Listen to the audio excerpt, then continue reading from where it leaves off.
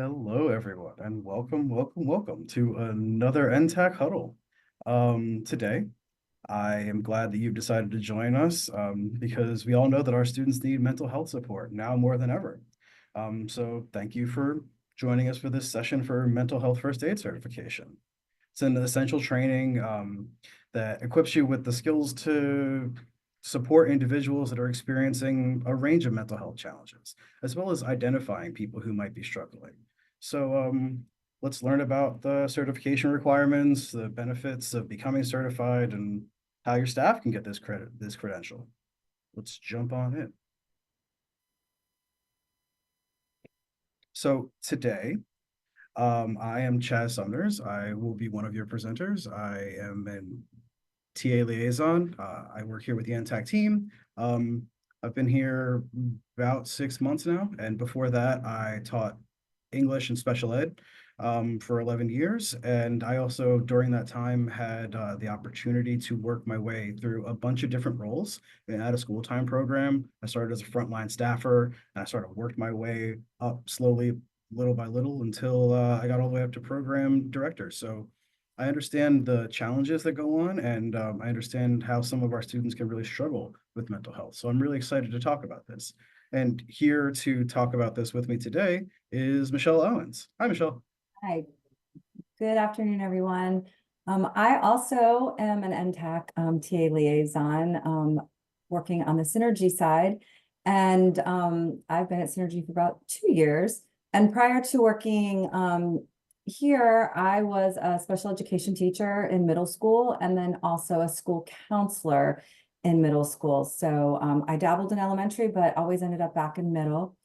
And prior to coming here, I worked for the Alliance for a Healthier Generation for 15 years and worked with out-of-school time programs, summer programs, whether they be in-school, community-based, or faith-based, working in whole child health. So anything about school or environmental climate, school mental health, also social emotional learning and trauma-informed approaches. So I'm really excited to be here, and we all are excited to offer this for our programs. Absolutely. So here at the NTAC, our focus is on building capacity, and we do that through a number of different ways. We provide technical assistance, trainings, webinars like this, either this or in person, a number of different ways that we can help build the capacity of your program so that you can just provide a better service to your kiddos. So here at the NTAC, we have a number of different priorities in order to support you in your program. We see everything here from addressing the impacts of COVID-19, which, had a significant impact on the, ACE scores of a number of students. So that is particularly timely when it comes to talking about mental health first aid. We also help providing equity of access to resources, supporting students with social and emotional learning needs, which of course we're going to be talking about a little bit today, academic areas of focus, as well as helping you with those statutory and programmatic requirements, and of course, fiscal compliance, the thing people don't like to talk about, but is very, very important if we want our programs to run successfully. So as we support you in all of those different areas, we do that through a number of different activities, be that helping you with project management or collaborating on projects, helping you with needs assessments, technical assistance, or just providing supplemental strategies like helping you with summer learning or community violence prevention and intervention initiatives. So let's dive into talking about mental health first aid. Michelle? All right. Thanks, Chaz. So in our huddle today, we are going to go through what youth mental health first aid is, kind of go through some of the components of the training and some of the reasoning why this was even developed in order to really help support communities in the mental health crisis that we're having. There is a specific criteria to participate, so I'll go through those steps with you. One of them being, we'll have an interest survey that you can fill out. We'll share that link in the chat in a little while. And that interest survey gives us information about you, your program, maybe some ideas of how you would like to share youth mental health first aid with your staff, or even if you're just going to be the sole user of the strategies and resources that come through the training. We also have a selection process. Through NTAC, we are starting off with this first training, offering it to 30 people, and we'll get a little bit more into those criterion and selection process as we move through. And then the next steps, what kind of happens if you are selected to participate with us this very first time, what are those next steps for you? And just some things that you'll receive based on our time today together. Some information based on what it actually looks like when you're in the mental health first aid platform. Next, Dave. Thank you. So everyone is affected by mental health illness. Sometimes it can be directly, it could be yourself, or indirectly. It could be family members, it could be people that you work with, it could be friends. It could be students that you support. So many different ways that this can come through, that you can use the information from Youth Mental Health First Aid and some of the strategies that you use. So in the chat, give us a yes or no if you connect with this in any capacity with mental health illness, whether it be, you don't have to say like it's you directly, but just say yes or no if any of these different aspects come. I got lots of yeses coming through. Seeing lots of yeses. Yeses, I know. So you are at the right place. Yeah.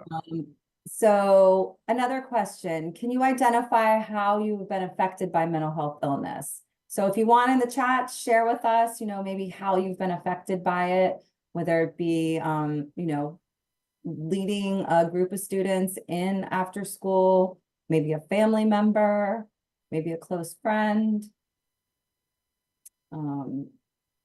maybe someone at work. Stephanie says all of the above. Casey, the loss of her father. Sorry to hear about your loss, Casey. Loss of loved ones.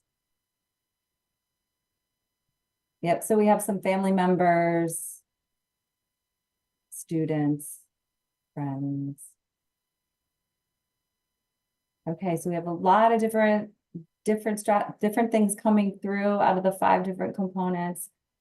Thank you for sharing with us. We know sometimes, these questions and reflections bring back feelings and memories for you. So we always appreciate your participation and sharing with us.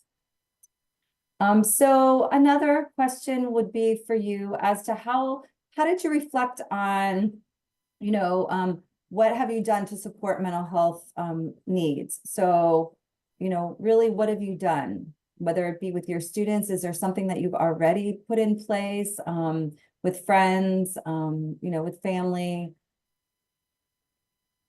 So we have some therapy,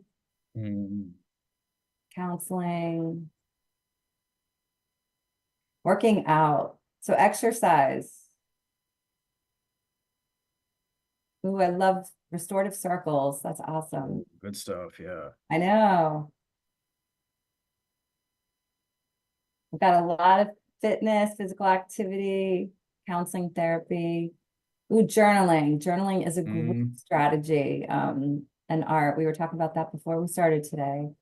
Hobbies, finding a new interest sometimes can really be helpful. Taking personal time. Oh, I love that you do circle time in your after school program. That's great.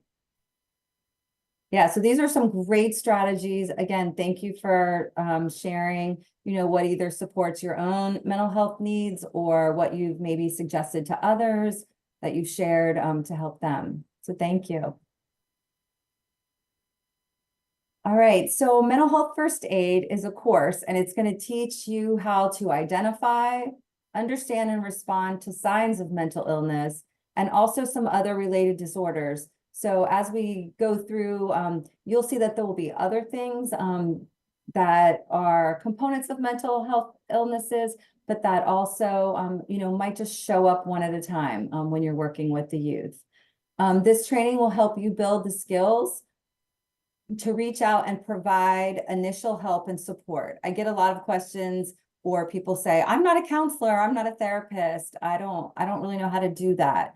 And that's what Youth Mental Health First Aid is for. It will really help you and support you to be able to help others who may be struggling with mental health or a mental health crisis.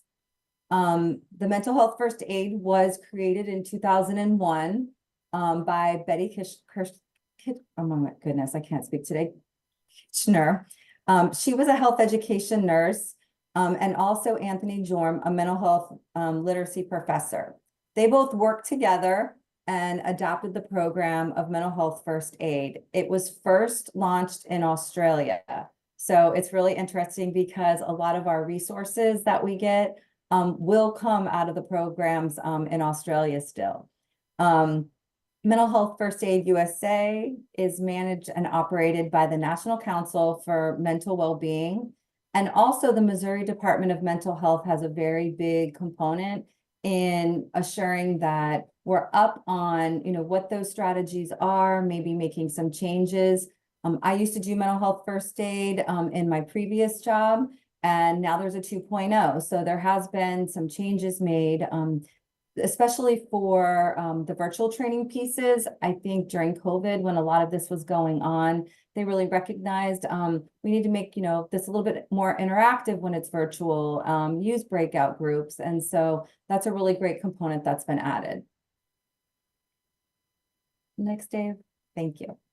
So why does mental health first aid matter, especially with the youth that we work with? 1 in 5 youth experience mental health challenges at some point. We got some really great feedback in the youth risk behavior survey that CDC does, where they ask youth to do self-reflection on a bunch of different components, one of them being mental health. And there was a large percentage of children and teens that felt helpless.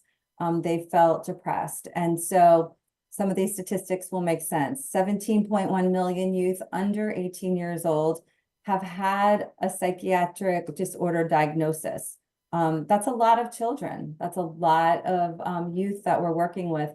And these are the ones that have been diagnosed. So you can only imagine maybe children that you're working with that have not been diagnosed. 7.4% of youth in our country have had a mental health visit in a year. So again, a large percentage of youth that have had those health visits in a year, but also, some that are that they don't capture that information and that data for.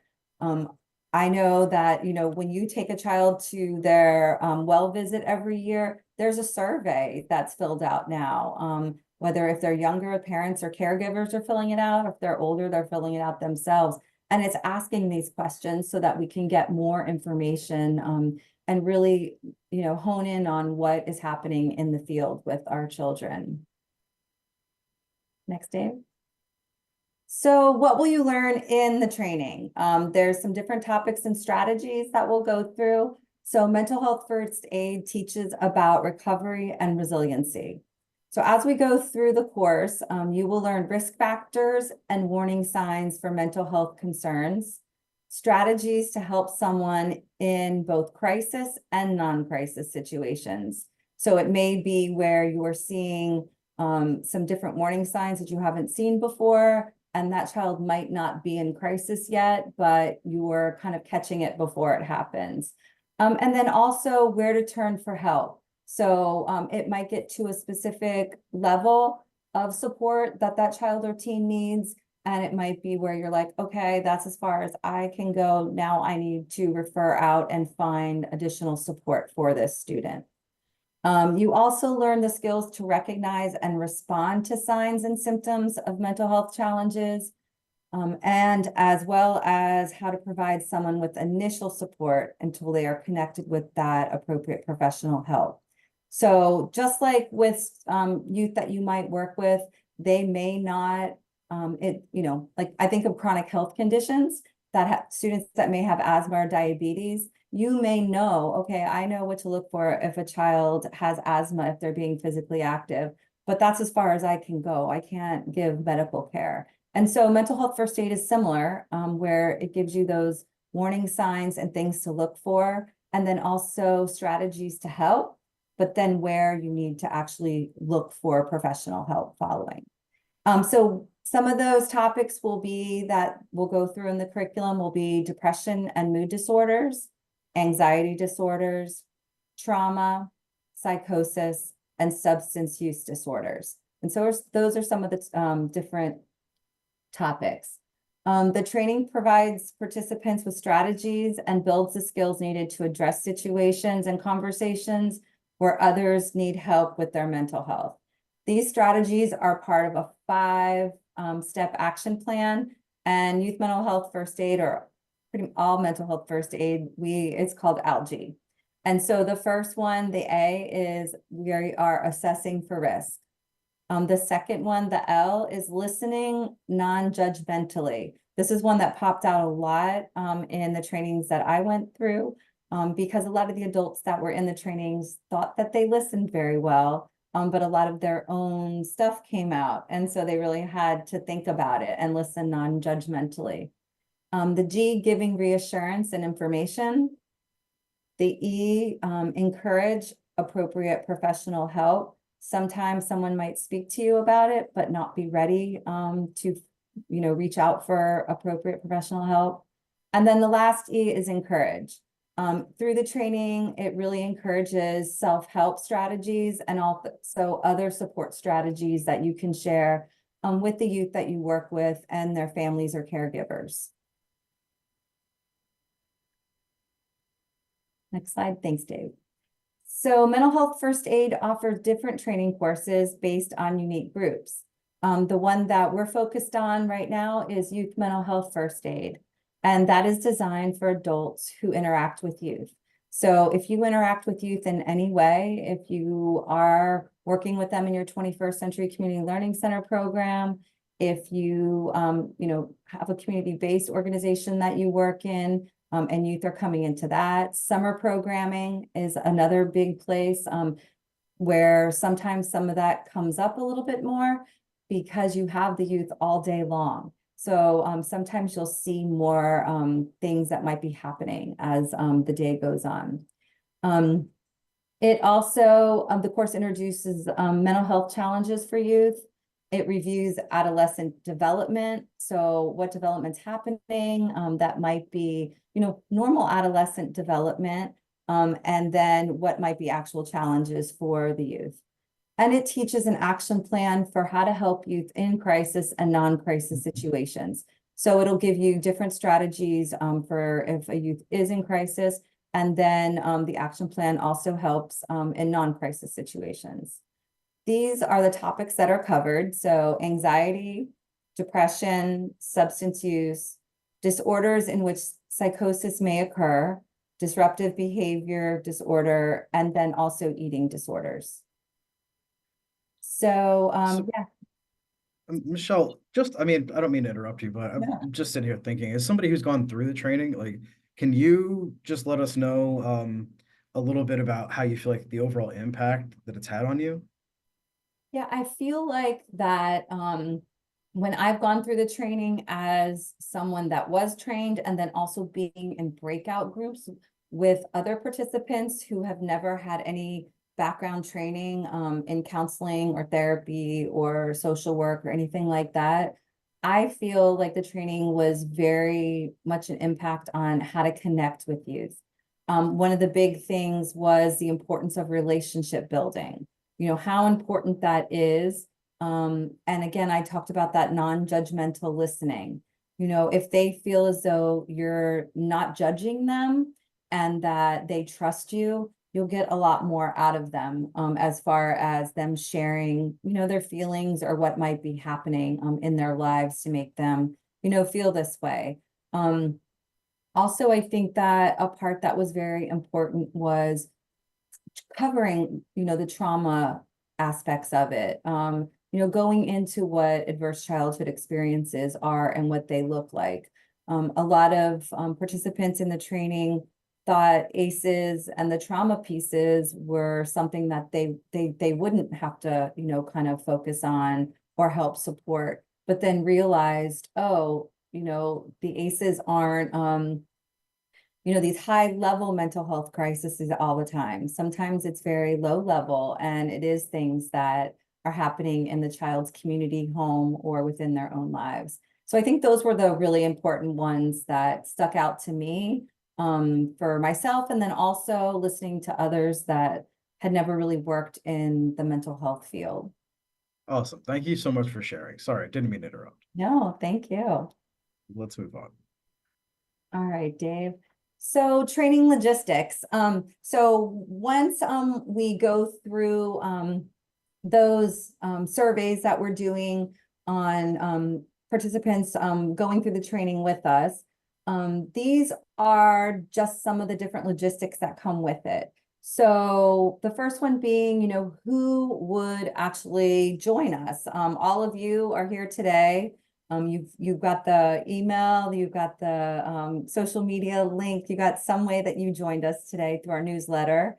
And so it could be teachers, it could be first responders, it could be veterans, neighbors, parents, friends, anyone that works with youth. A lot of times it's coaches, it is, folks from faith-based organizations, youth groups, really anybody that works with youth. And first aiders are anyone that really wants to make an impact. It could be in the, to make your community healthier, happier, and safer for the youth that you support. The pre-work. So with pre-work, it is on an online platform that Mental Health First Aid offers to everyone that is offering the training. And so pre-work is going to be, you're going to go through a few different online self-paced kind of PowerPoint slides that will bring you through, giving you just some background information, a little bit more than what we're doing in the huddle today about what topics will be covered. Also, it will go through a little bit more of that action plan, that algae that we talked about, so that when you come to the training, you have a little bit of background knowledge about the algae, because we kind of jump right into it. And so that's about 2 hours on your own, self-paced. And that would have to be completed the day before the training starts, just so that then it kicks you into the training and you get the email link. The day of training, this would be where you've already completed your pre-work, and you will start to participate in the online training itself. The training itself is about 6.5 hours. We say 6.5 hours because it includes breaks. So we want to give everybody some breaks. Sometimes the content can get a little heavy. And after leaving your breakout groups, it's always nice to have just a break to reset, give yourself some space before you come back in. But the training itself is very interactive. Even online, we're breaking out into breakout groups, coming back together, discussing what we talked about in the breakout groups. Someone put art in here as one of their ways that they support their own self-care. We use art throughout it also to kind of reflect back on how students were feeling when they drew that specific art piece. And then also some videos. It's not just scenarios of the youth we support, but also some videos of teenagers and, some younger students that have gone through these mental health crises, and, what supports have been given to them. And then the last one, the certification itself. So at the end of the training, you will do, it's kind of like a post assessment. It's just what you learned. If, it's like, you didn't get the question right, you just go back through it. They just want to make sure that you're understanding those different components of the training. So it's not like it kicks you out. You go back through it, and you just kind of listen to the little 1-minute tutorial that they offer, and then you answer the question again. So this certification is good for 3 years, and all of the information that you learn, you can share with your staff. You can use personally with the youth that you serve. The only thing that you cannot do is offer the train the trainer. So you won't be able to certify your staff or those that you work with. without going through an instructor training, but you will be able to use this information, like I said, with the youth that you serve and also with your staff members. Next slide, Dave. So this is just some of that training information from NTAC. So to be considered for this virtual training and the certification opportunity, applicants will be asked to complete a youth mental health first aid interest form. And so we are going to drop that link into the chat box for you. It's in a SurveyMonkey. And after today's huddle, you can go in and you can go ahead and fill that out and share it with others that may not have been able to be here today. That if you're the director of a program, but you have someone that you're like, oh wow, this would be great for them to attend, you can share it with them also. Once we get those interest forms, we are selecting 30 participants for this training to go through.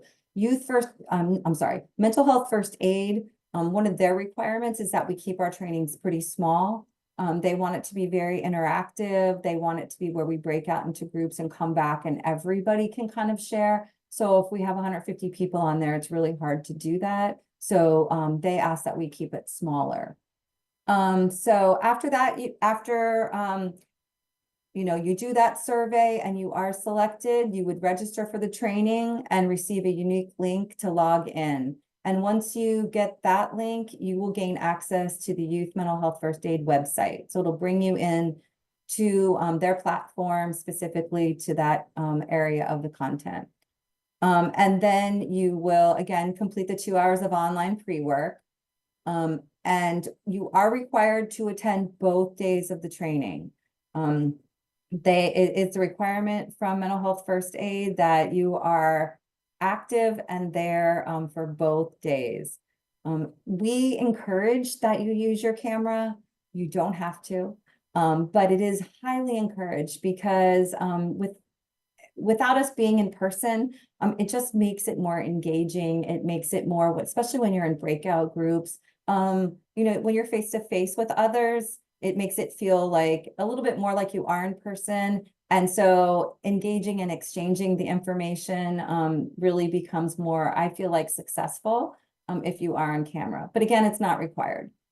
And then if there is, for some reason, that something happens, Mental Health First Aid requires that you give, I would be the trainer for it. So you would have all of my contact information and that you just give me, you contact me and let me know. We're really hoping 48 hours in advance so that if you're going to have someone else that's going to fill in for you, I can get them in the system as fast as possible. And so, Dave, will you just go back one more time? I'm sorry, I'm just going to talk about the grant scholarship criteria real quick. So grant scholarship criteria, also with this, these are just some of the things that I just talked about, but I just wanted you to know that this is specific criteria to receive the scholarship. These trainings are, there is a fee for participating in them. And so NTAC is covering the fee for the 30 participants within the training. And so that's why we kind of have these criteria specifically set up just so that we can make sure that if you're one of the 30, then you're getting the scholarship and that, it's that you either get someone to kind of back you up or that you are definitely there. Thanks, Dave. All right. And so for the Youth Mental Health First Aid training, we have a few different dates that we would like to offer the training. I'm kind of taking a poll. Dave's going to launch a poll for it that you can choose whichever dates work best for you. You don't have to, it's not like you're grandfathered into these dates because you clicked on the poll. But because of the holiday breaks coming up and, the new year, you're just getting back into programming, we just want to make sure we offer it at a time that's best for most of you. we will do our best to do that. So these are the 3 different weeks that we chose to try to offer it. And so, yeah, so if you just go ahead and see everybody's filling out the poll and giving us a good idea of when it would work best for you. All right, and we really appreciate this because it does kind of give us an idea of when it would be best. We know it's a hard time for everyone. And I'm going to answer Erica's question real quick while the poll's going on about a train the trainer. No, Erica, this is not the train the trainer. This is just the certification training for you to be certified in youth mental health first aid, and for you to also use the information with your staff or the your colleagues that you work with.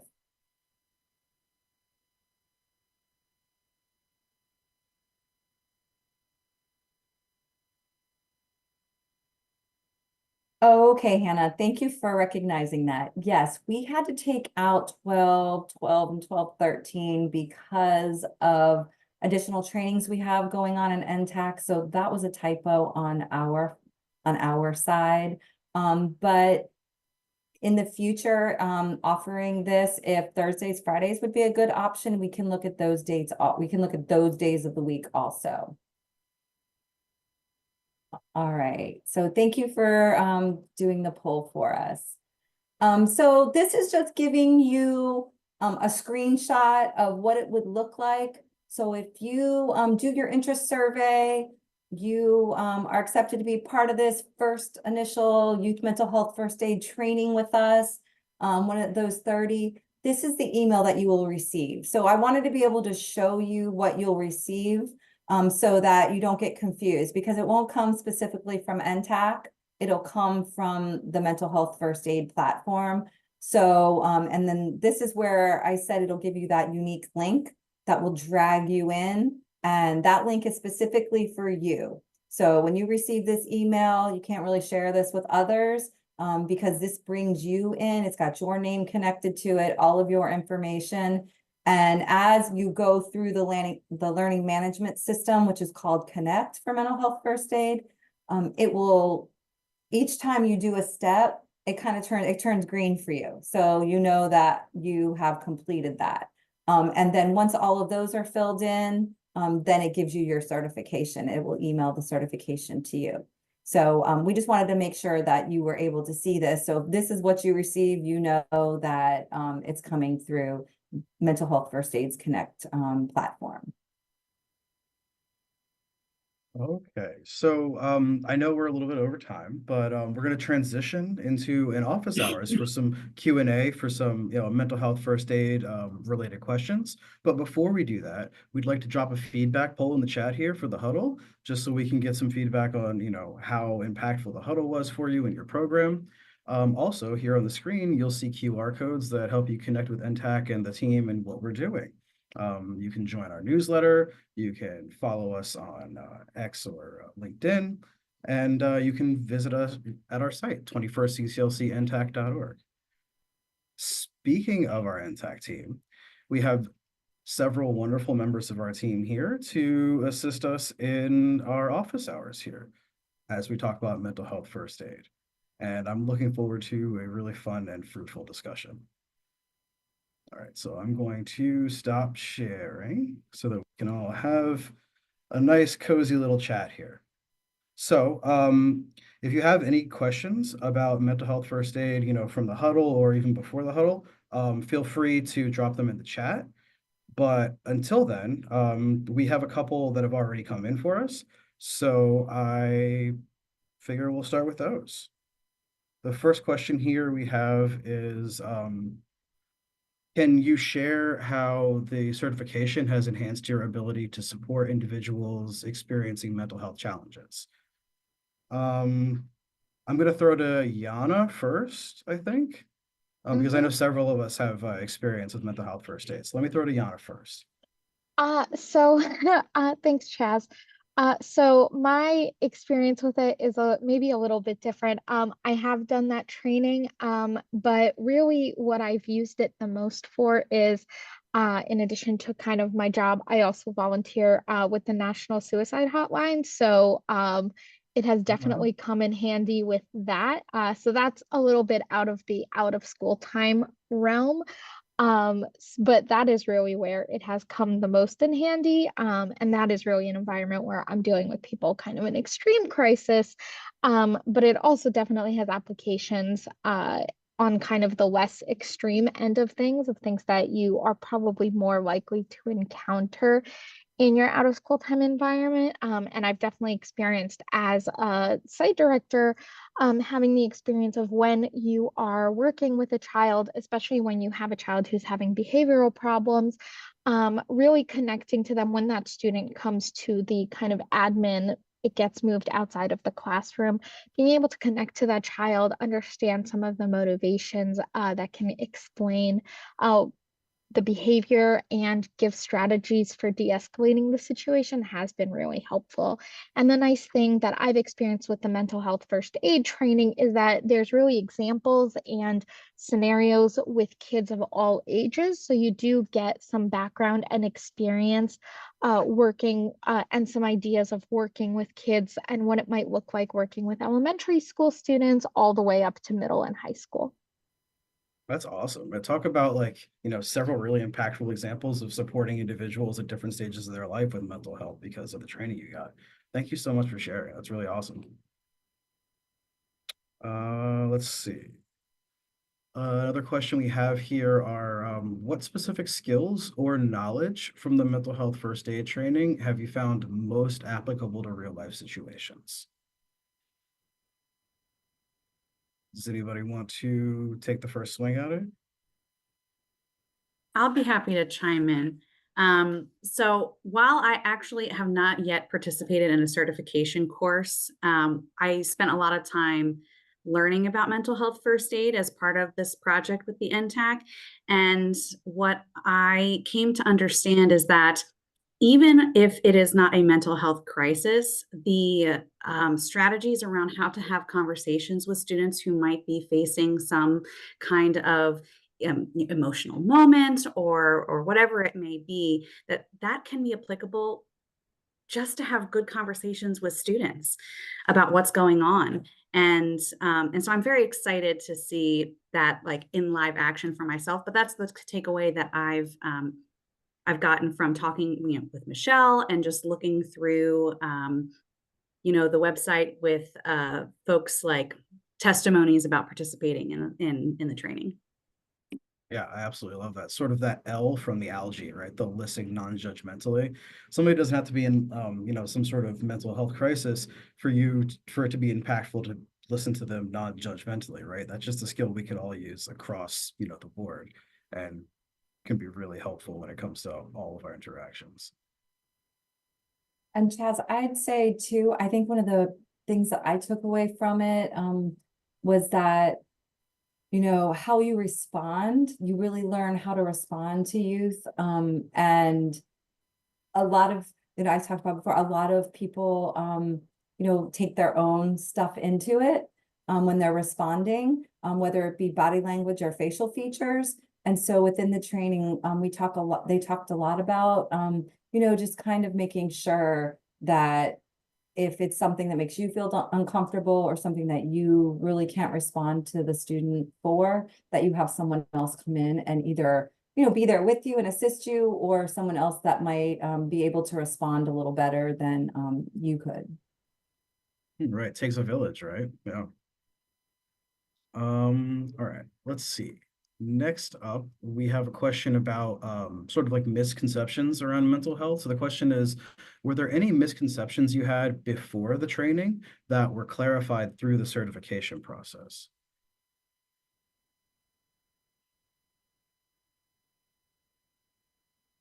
I I know. think oh, Okay, I'm sorry, go ahead. I think one of the things that is emphasized through the training, and it's really something that Michelle has touched on today, is that mental health challenges are something that are so prevalent and so widely experienced. And there's kind of that gradation of a lot of our kids might experience depression or anxiety, but That doesn't mean that they're always depressed, they're always anxious, that there is that kind of continuum, and really being aware of the fact that so many of our kids might be experiencing that, even if they're not showing it or saying anything about it in program time. So I think really just the emphasis on the fact that a lot of our kids are experiencing that is really essential. Yeah, absolutely. Yeah, you don't realize just how prevalent just adverse childhood experiences or anything, like any sort of trauma can be, to people. Absolutely. I know one of the things that as I was doing, some research on mental health first aid, one of the misconceptions I had was that I really thought that sometimes discussing mental health issues might worsen the situation, right? And that only a professional could, address the topic in any way, shape, or form. Um, but that's not necessarily true, right? It's just talking about what's going on with somebody is very different than trying to be their therapist, right? Being able to listen and be able to take the information in and again, not judge the person for it, but just make sure they're heard in the moment can be really impactful, and you don't have to be a therapist to do that. Let's see.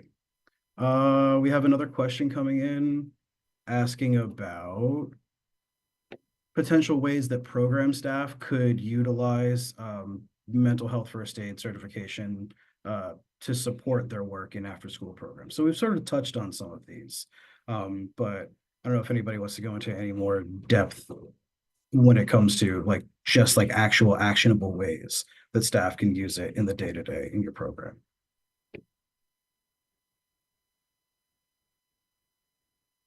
It really comes up frequently when kids are experiencing kind of heightened emotions. And so de-escalation is something that's really powerful and really Mm, useful.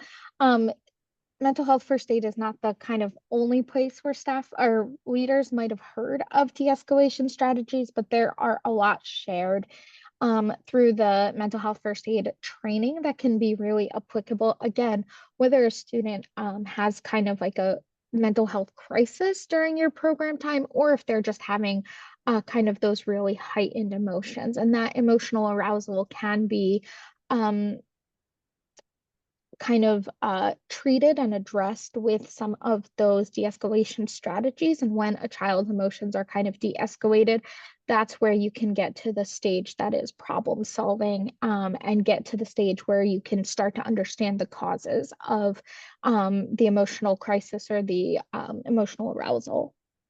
I love that, helping you be proactive by being able to identify those early signs of distress. Great stuff. Michelle, did you have something? Yeah, I was just gonna add, Brian had a comment in the chat about differentiating between youth like as grade levels. And there is a component about adolescent development. So it kind of gives age appropriate like responses as you're, responding in different strategies based on what grade levels you're working with. It breaks it down into ages, not really grade levels, but there is a component on that. So that so that you can understand why those responses might not be that they might be different based on the age of the student that you're working with. Mm, thank you. Thank you for sharing that. Let's take a look at chat, see if we have any other questions here. Oh, I kind of like this one. So what would you say to staff that might be skeptical about the value of becoming mental health first aid certified? I'll go ahead and go. I would Mhm. say I think a lot of the people that were in my that came to the last training I went to were very skeptical, and they said that when they first started. You could tell they weren't very engaged in the conversations at first. And I think it was they felt very unsure that they didn't know anything. Like that's what they would say. And once they were in the training and understood kind of like the flow of it and the components of it, they felt much more comfortable knowing that most of the people that were there were just people that work with youth that may have had students that had come to them and had, some type of crisis that they, just revealed to them. And, they remember that feeling of, oh no, I don't know what to do. What do I do with this? And so we really talked a lot about, okay, this is just giving you some ideas and strategies. So I feel like if people are skeptical, it's really important just to tell them, it is just strategies and signs, signs to look for, and that you're not expected to be a counselor or a therapist or someone that's going to come in, and help, the student maybe work through the whole process, that there is referral, a referral process and others that can come in following. So I think that that's really important when people are they're skeptical about it. They think that they should know more than they do. And I think it's just important to tell them that, no, this is like from the very beginning, we're starting. Excellent. Oh, let's see here. We have a question from the Q&A. Should only one team member of an organization fill out the interest form or all members?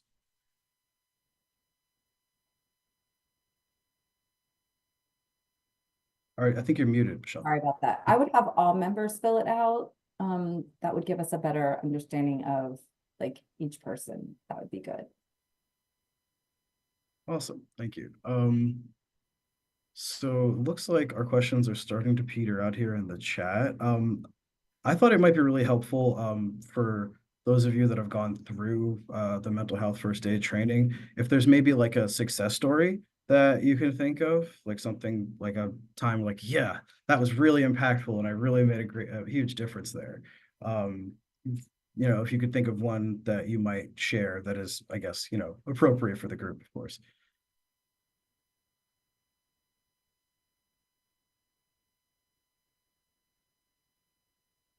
I can give one of working with a fourth grader who had gotten into a little bit of a physical altercation with another student. And I spoke with one student and provided an appropriate consequence for that student. And then when I spoke to the other student, when I asked for that student's kind of side of the story, he started hyperventilating a little bit and having a lot of trouble kind of talking about it, because he did have that like kind of extreme emotional arousal. And so based on some of the training I've done with mental health first aid, as well as other mental health trainings I've done before, I did some like breathing exercise with him, and kind of some other de-escalation strategies to get that child to the point where he could tell me kind of in a way that was calm without having that kind of intense emotional interaction of what happened, and was really able to give him kind of an appropriate consequence without him kind of experiencing it as a kind of permanent crisis. And so having that ability to communicate with that child really depended on him being able to calm down first. And a lot of those skills came from the mental health first aid training. That's amazing. It must almost feel like a superpower in the moment to be able to like help a kid come back down to a place where, okay, great. Now you feel like you can rejoin our group and we can have, a productive day. That's awesome. Thank you for sharing, Alan. And we have another question here. Sorry. In the presentation, the training is split over 2 days. Does this include the pre-work or is this the 6.5 hours split over 2 days? so the 2 days will be 2 hours a piece, and then there's the pre-work that they're saying is 2.5. It really, I honestly don't think it'll take that long if you go through it, but if you just want to go like do components of it and you get to come back to it, it doesn't really take, I don't think, the 2.5 hours, but they want to make sure that they give enough time for everyone. So yeah, so it's 2 hours each day for the live training, and then the other is the pre-work. Awesome. Thank you for answering. Oh, I'm sorry. What's up, Michelle? I was gonna say too, Chaz, the last question that you asked, we had a middle school student who was living with his grandmother, and he was having a really hard time. He was really struggling with depression, and and as we were talking to him, it was another person in a group from a summer program that was, telling me what was going on, and his grandmother just thought that he was depressed because a girlfriend broke up with him. But it was way above and beyond that. It was a serious bullying situation that was happening, but he didn't want her to know because he didn't want her to fear that he would be, hurt or anything. And he didn't want her to worry about him. So he was holding in all of this. And so this specific summer camp counselor was really, I think, came to me very happy that she had those tools to talk to him, and then also to talk to his grandmother. He said, yeah, that would be fine. She was like, can we reach out? And he was like, yeah, please, because he didn't know how to talk to her about it. And it really helped not only support him, but help support his grandmother, who was just like, your girlfriend broke up with you, you'll be fine. And so I think that was really important because it was two different people that he was really supporting, or she was really supporting. So That's incredible. Yeah, being able to give somebody the communication tools that they need to be able to really express what's going on inside. Very powerful stuff. We have a question here about whether the mental health first aid course covers aspects of oppositional defiant disorder. This is the biggest challenge in their program, so they'd really love to know how to communicate successfully with these students and get positive results. go ahead, Yana. Oh, the only I'm sorry. Michelle, because you're a clinician, Michelle, the only thing I wanted to say is the role of mental health first aid is absolutely not to diagnose children, and we want to be very careful if you're not a clinician to not kind of put labels on children. Some kids, if you have access to their IEPs, you may have access to their diagnoses, but if you don't, then it's not appropriate to kind of put those diagnoses on children. The mental health first aid training is really focused on addressing and supporting kids kind of in the moment. For kids that have mental health disorders, really the encouragement is to refer them to the appropriate resources for those children that may need additional support. The mental health first aid is really helpful kind of in the moment when children are experiencing crisis, are experiencing in a kind of inappropriate or not positive ways of managing their emotions. But for children that have mental health diagnoses or children that you suspect may have those, it's really important to make sure that they're referred to an appropriate support. And that may be the school day counselor, or if your out of school time program does have a counselor on staff or a social worker who can help facilitate getting that child the appropriate services. Thanks, Anna. You said it great. Mm-hmm. I would just say, like, within the training, one of the in the algae, one of them is to encourage professional help and resources. So as you're kind of we go through the training, when we get to that action step, one of the things that is offered is for you to kind of start your own like resource and referral list of different people, either that are at your school or that work at your site, or even people within the community that you can refer to. You can encourage them to reach out for more professional help. Awesome. Thank you guys for that clarification. Just to circle back to the question about whether mental health first aid includes support for oppositional defiant disorder. Michelle, what do you think?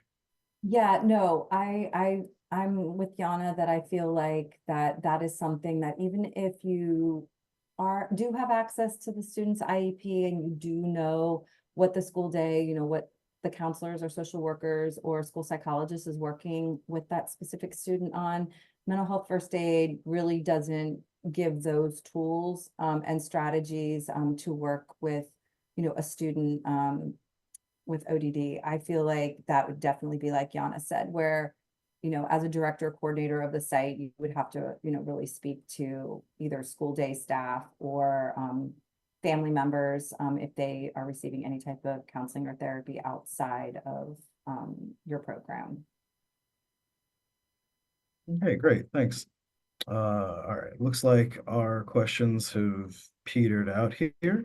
So as we bring these very productive office hours to a close, I would like to just drop in the chat feedback poll for our office hours, just so that we know, how impactful those are and just how much information that we've been able to provide you.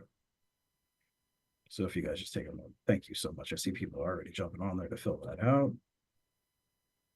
And as you guys fill that out, I just want to take a minute to thank our NTAC team here.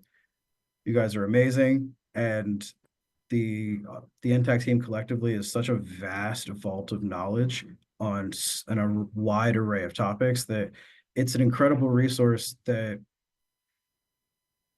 the fact that it's something that you have available to you, I would definitely recommend in any way, shape, or form, if you need that support, to reach out to us. And you can do that on our 21st CCLC NTAC site.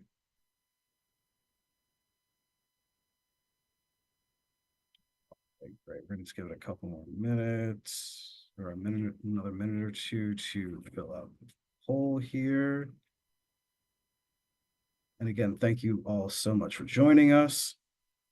And thank you for your interest in supporting students who are experiencing mental health issues. Yes, thank you everyone for being here today.